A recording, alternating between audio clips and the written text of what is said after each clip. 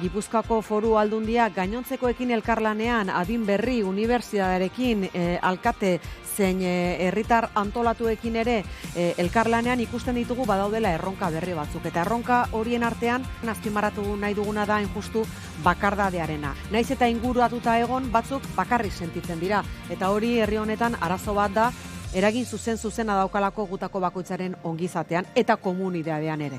Eta horrela sortzen da horrelako espazio bat. Espazio erabat konpartituak, nun egongo dira txikiak eta nagusiak, eta aldi beran ere, dena egokituko dan, beraien arteko harremanak ere sendotzeko, elkarrekin hitz egiteko aukera izan dezaten, eta horretan gainera aitzindariak gera izan ere, horrelakorik ez dago Europa guztian.